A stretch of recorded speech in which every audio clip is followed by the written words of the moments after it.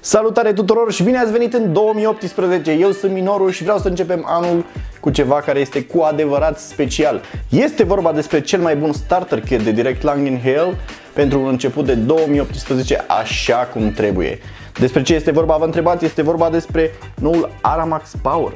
Nu știți cine sunt cei de la Aramax? Vedeți aici. Să lăsăm toate astea la o parte, să mergem jos să vedem ce se află în cutie, după care să ne întoarcem să vapăm, să vedem ce știe să facă.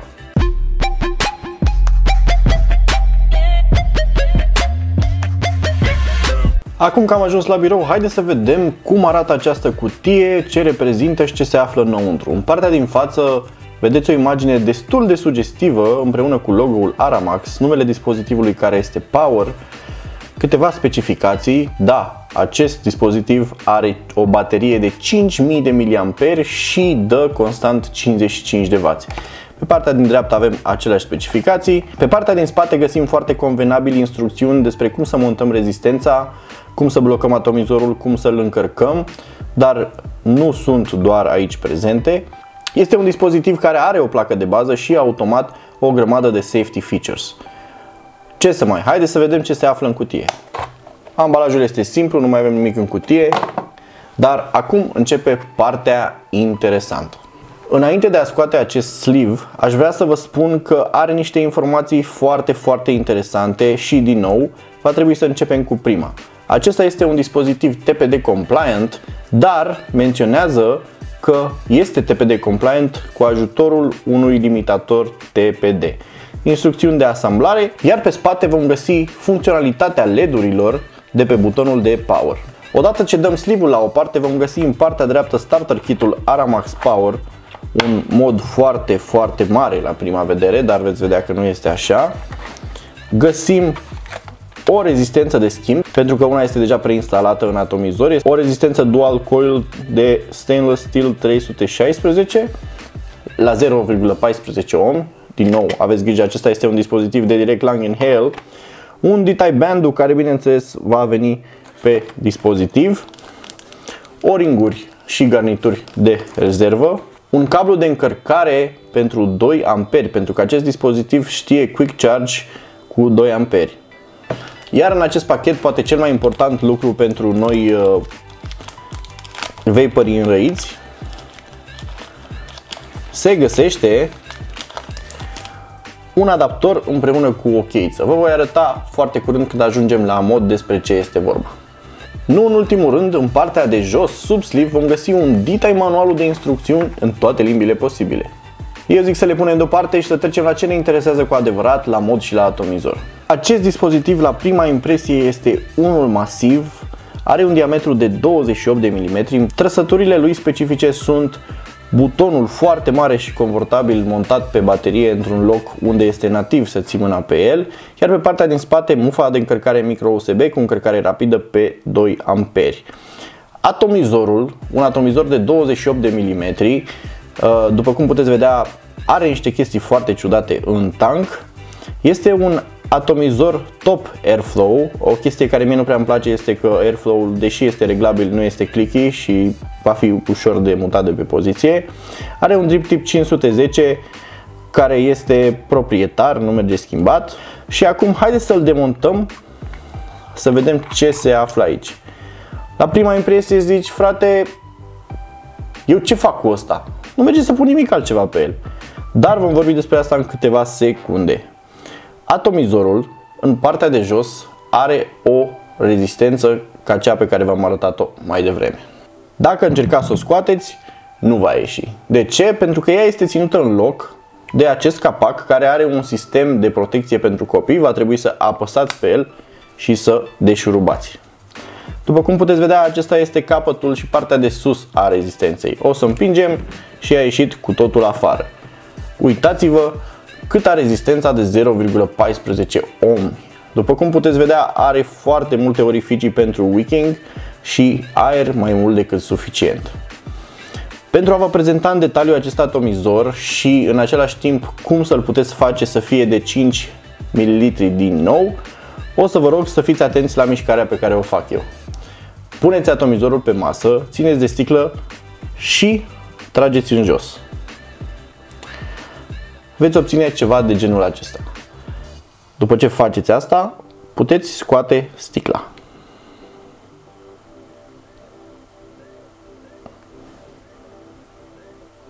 O-ringurile sunt de o calitate extraordinară. Primul lucru pe care le veți observa este Evrika. Nu mai avem un tank de 2 ml, avem un tank de 5 ml. Aceste bucăți de plastic au fost folosite datorită reglementărilor TPD din Europa. Odată ce facem chestia asta, eu să scoatem sticla de tot, veți vedea niște filete care arată foarte bine, 3 o-ringuri care țin sticla în loc, împreună cu încă o garnitură roșie în partea de sus. Iar un lucru care mi s-a părut mie spectaculos este că cei de la Aramax au folosit airflow de tip Kennedy prin aceste 6 țevi. Este un dispozitiv extraordinar de aerat și deși poate fi făcut mai restrâns prin airflow, nu este recomandat celor care folosesc dispozitive de MTL. Dacă tot l-am desfăcut, haideți să vă arăt cum se instalează o rezistență nouă. Rezistența este special gândită pentru a fi desfăcută. Efectiv trageți de acest slip, o scoateți și acum sunteți pregătiți pentru instalare. Sfatul meu este să-i puneți lichid pe aceste găuri pentru a fi sigur că nu va trebui să așteptați foarte mult după instalare. Vom folosi un lichid Aramax Energy, desfacem sticla și începem să turnăm în aceste orificii mici. Câte puțin. Repetăm procedura pe toate celelalte părți.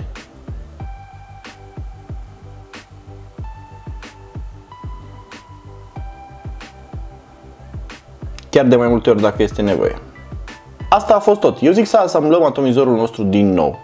Cel mai important pas este să-i punem sticla la loc, foarte simplu, apăsăm pe el, după care o introducem noi cu mâna.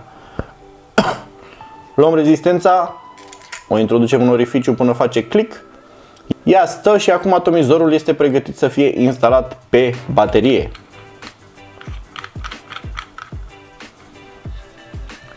Îl strângem bine, după care putem completa noul nostru atomizor cei 5 ml de lichid Aramax. Vă sfătuiesc ca la prima amorsare să nu folosiți în totalitate 5 ml, să lăsați puțin să respire. Exact așa voi face și eu. Îl voi umple la jumate. Să nu vă speriați de această culoare, lichidul acesta conține nicotină, 3 mg, tocmai de aceea și-a schimbat culoarea. Totul simplu și frumos, înșurubăm partea de sus, asigurându-ne, ținând apăsat, că este strânsă, reglăm aerul și dispozitivul nostru este gata de evapat. După cum ați văzut mai devreme, acest dispozitiv nu pare a fi compatibil cu niciun alt atomizor. Dar ce credeți? Cei de la Aramax s-au gândit la asta și ne-au oferit în pachet inelul adaptor despre care vorbeam mai devreme.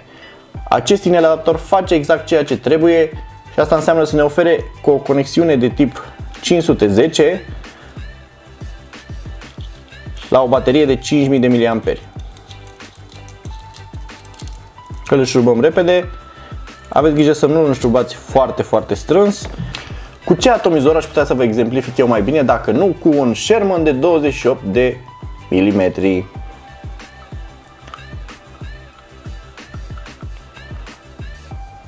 După cum puteți vedea, am transformat un starter kit într-un dispozitiv perfect capabil să ducă la 55 de W un setup RDA dual coil pe 28 de mm. Ar fi ajutat dacă RDA-ul era negru. Ce este important de reținut? Acest acumulator de 5000 de mAh poate fi folosit cu orice atomizor. Haideți să pornim acest dispozitiv și să vedem care este treaba cu el. Cât de simplu este de folosit? Păi foarte simplu. Apeși de 5 ori pe buton. Acesta clipește de 3 ori pentru a ne anunța că a pornit, iar din acest moment vei primi 55 de W pe acest 0.14 coil constant până când LED-ul se va face roșu, adică la 95% din baterie. Cam atât cu close-up-ul, haideți să mergem sus. Acum că am văzut ce se află în cutie, cred că a venit momentul să testăm acest Aramax Power de 55 de W și să vedem cât de mult ne impresionează pe direct Lang Inhale la o concentrație de 3 mg pe mililitru. Aerul este deschis la maxim.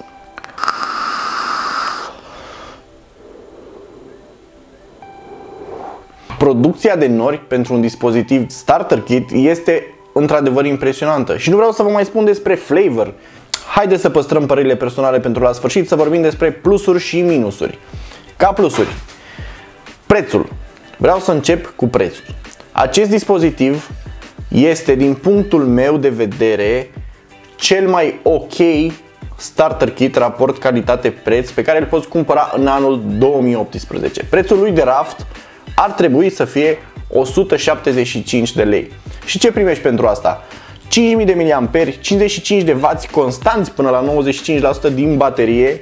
Eu vapez pe undeva pe la 0,12 ohm, deci 0,14 m-a nimerit exact acolo unde trebuie. Ține 5 ml de lichid și, din câte mi s-a spus de la producător, bateria este suficientă pentru a ține 3 astfel de tancuri. Fiind un dispozitiv la care nu poți schimba acumulatorul și nu poți să folosești un 18650, este foarte avantajos faptul că la această baterie de 5000 de mAh ai încărcare rapidă cu 2 A, ceea ce înseamnă că în 2 ore jumate bateria ta va fi încărcată și gata de drum. Acest atomizor fără nume, atomizorul Aramax Power, este leak-proof. Da, l-am încercat, l-am luat pe toate părțile, deși pare ciudat cum montezi rezistența acolo. Aerul Kennedy vine prin această găurică, intră prin acele tuburi Kennedy, după care atinge rezistența. Am încercat să-l țin și așa, și așa, și așa, și așa și nu curge. Asta mă face să mă gândesc. Voi acolo, producătorii mari, ce naibii faceți, mă, de curg atomizoarele voastre? Revenind la oile noastre, haideți să vorbim despre chestiile care nu îmi plac.